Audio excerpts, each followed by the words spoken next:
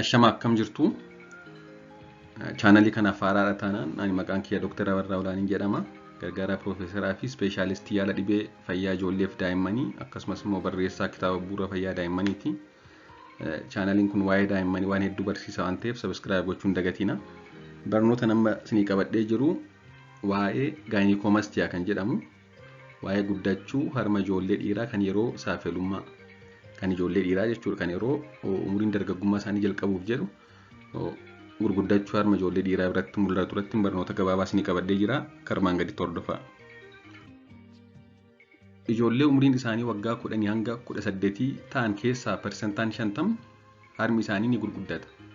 Yeroo umuriin saafelummaa yookaan dargaggummaan jalqabuuf jedhu umurii sanatti egaa ijoollee dubaraa biratti qofa osoo hin ta'in ijoollee dhiiraa biratti illee harmi isaanii ni gurguddata jechuudha. Ijoollee lama keessaa mucaa tokko biratti harmi isaanii ni guddata.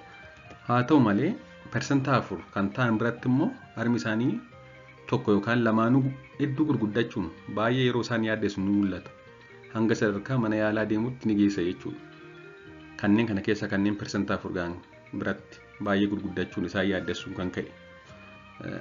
Yeroo yoo harma lamaan ta'e darbee hangi isaa wal caaluu danda'a.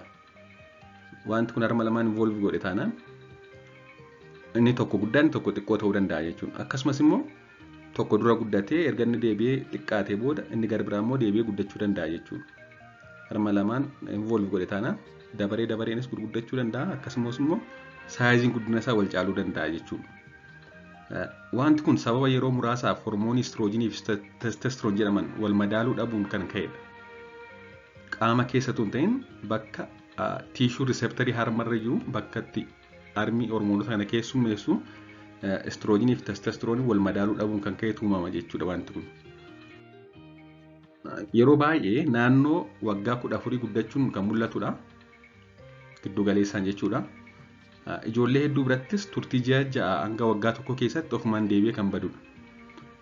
Yeroo umuriin dargaggummaa dhiyaataa deemu yookaan naannoo waggaa 18 gahaa deemanii hangi istiroojiin kan testosteroon caalaa hedduu dabalaa deema. Riiseptariin harmarra jiru testosteroonis dabalaa yeroo deemu wanti kun ofuma isaa deebii bada jechuudha. Turtii ji'a 6 hanga waggaa 1 keessatti.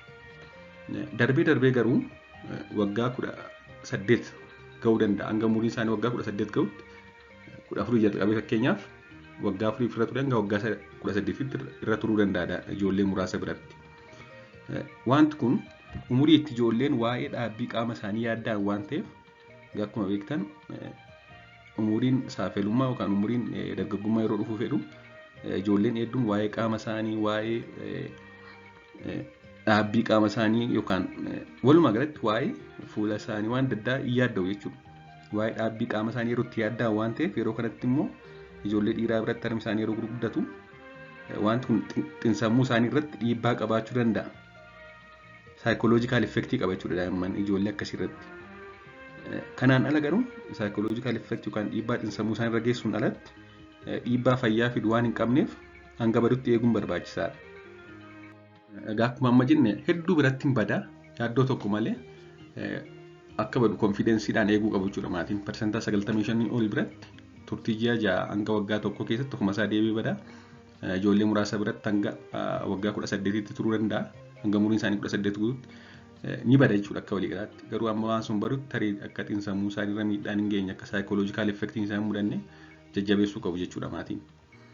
Haa ta'u malee daran guddachuun yoo isaan yaaddeesse yookaan hanga waggaa 18tti baduu didee yoo ture ogeessa fayyaa dhimmi isaa ilaallatu mariisuun qorichaanis ta'e baqaqsanii yaaluudhaan hangi isaa akka hir'itu gochuun ni danda'ama. Yoo dhibee xiinsammuutti fidee yoo baay'ee masaa yaaddeesse kanaan ala garuu obsuudha jechuudha. Akkasumas guddachuu harmaa sababa dargaggummaa dhufu yookaan pubertal gaayinikomastiyaa kan jedhamu jechuudha. Guddachuun harmaa yeroo dargaggummaa dhufu pubertal gaayinikomastiyaa jedhama.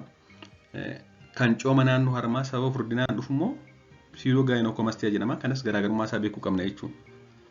Namoota gurguddoo biratti namoota furdoo ta'an biratti yeroo hedduu harmi isaanii yeroo gurguddatu mul'ata. Kun kan dargaggummaa wajjin garaagara.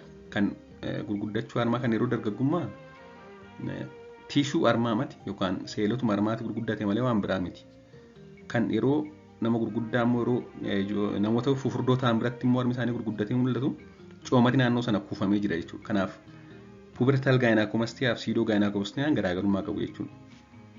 Inni sababa coomaa dhufe kun inni namni sun baay'ee furdannaan dhufe kun osoo cooma sana hin balleessin hin badu deebi'ee hin tura jechuudha. Kan dargaggummaa ol qabatee dhufe immoo deebi'ee bada yeroo gabaabaa keessatti. Haa ta'u malee umurii kanaan alatti kan dhufe taanaan fakkeenyaaf waggaa 10 dura dhufe taanaan wanti kun harmi mucaa dhiiraa waggaa 8 yoo gurguddate waggaa 20 booddee yoo dhufe wanti kun furdachuun alatti jechuudha. Umurii dargaggummaa yookaan saafelummaan alatti yoo dhufe ta'e tariitii baay'achuu hormoonii taayiroodii yookaan haayipertaayiroodizimii ta'uu danda'a. Mallattoo biraa immoo qabaate mucaan sun dhibee Klinefelter syndrome jedhamus qabaachuu danda'a. Akkasumas immoo sanyii keessa kan qabu jiraate yookaan kan genetic component qabu kan sanyii keessa namni dhibee qabu jiraannaan amala sanyiidhaan daddarbuu qaba waan ta'eef ogeessa dhimmi isaa laallatu mariisanii qorannoo barbaachisu taasisanii sirreessuun barbaachisaadha jechuudha. Waan dhaggeeffattaniif hedduu galatoomaa. Subscribe gochuun hin dagatinaa. Turtii gaarii.